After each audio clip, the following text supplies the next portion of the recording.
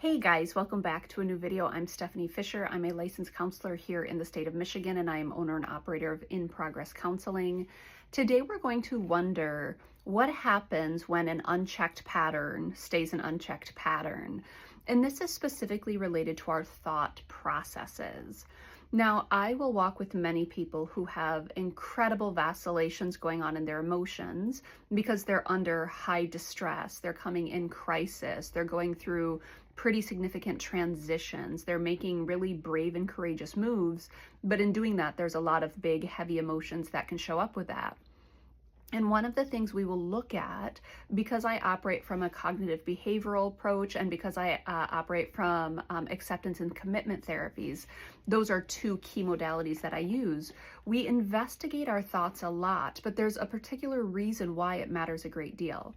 Now, as we pass through heavy emotions, as we pass through, thoughts related to fear and uncertainty, very normal. But what happens when we camp out there is actually quite interesting because repeated frequency and repetitive thoughts over time start to create features of us. They start to create features of our personality.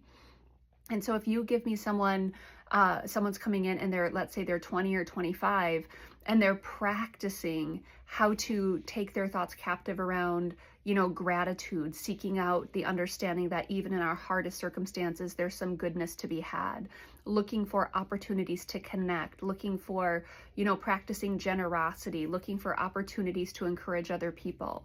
That committed action put on repeat over time becomes part of the posture with which one engages the world. Now, in your 20s, we're still going through personality development and we're still going through a lot of growth arcs. And so it's really cool to come alongside of someone in those developmental stages and really practice repetitive behavior that orients them towards really cool future outcomes. We can also do that work if I'm walking with someone who's 40 or 50 or 60, but we just have more entrenched patterns later on in life that we might have to disrupt and replace and practice even more arduously. It's not a problem. We can definitely do that work. But the converse side of that is, imagine if I'm not looking for things that are related to hope, things that are related to generosity, things that are related to grace towards others. What if I'm frustrated? What if I'm looking for offense? What if I'm bitter? What if I'm letting those pieces plant seeds and then I water them, and instead of being things that I pass through episodically or in a situation, they become places in my life that I'm committed to, where I'm committed to looking for the wrongs that others are doing to me, or I'm committed to making sure that I'm the one who gets to have the last say, or I'm committed to making sure that my voice is heard. It's like that put on repeat over, 3, 4, 5 years, put it 10 years, put it 20 years in. Friends, the question I ask my clients is, what do you think happens? Because things done consistently over time with repetition and intensity, they become a part of who we are. And I'm not going to say quite typically, I'm going to say that's actually what happens if I navigate the world insistently with a posture of being grace-filled versus a posture of being offended. Those are going to take me down to very, very different pathways. And so we work with intentionally choosing, how do I want to think about this? It's one of the keystones of mental wellness is cognitive flexibility, because cognitive flexibility says I can go this way, I can go this way, I can go this way, I could also go this way. Now, it might be against my natural bend to try to see the good in a situation, but I'm allowed to train my brain to do that. And I will often work with clients on understanding what happens if I don't put in the effort to train my thoughts and put them in directions that are really, really helpful, ways that serve me well, ways that serve others well, and enhances the world around me.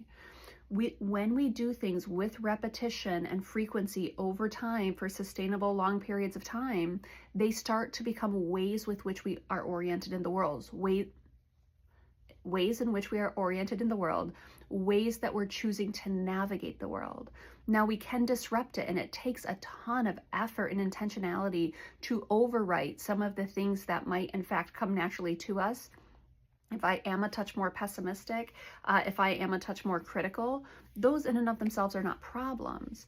If those become the features through which I interpret the world, that actually can become quite problematic. And so some of the work we do is we try to catch early on, hey, how am I thinking about this? Are there alternative ways to think about this? Do I want to aim my attention towards something that might have a better payoff for me than sitting in harsh negative appraisal of myself, of others, and of the world around me? It's really important work. And often we'll reverse engineer it and say, what does this look like in 5 years, 10 years, 20 years? If you commit to this particular posture of harshness or of bitterness, of resentment, how do you expect to move through that? I don't think you do. I think it doubles down and it becomes entrenched. And so there is a caution as I'm going through a distress or a stressor. Choosing intentionally how I want to show up, that is quite important. It's part of the podcast this week that's Healing Through Pain. And talking about that committed action during crisis is a paramount place to develop characteristics of who we want to become in the future. And so that's just the invitation today. Play out how you think about stuff now, and then throw it on repeat for the next 5, 10, 20 years. How does that develop for you?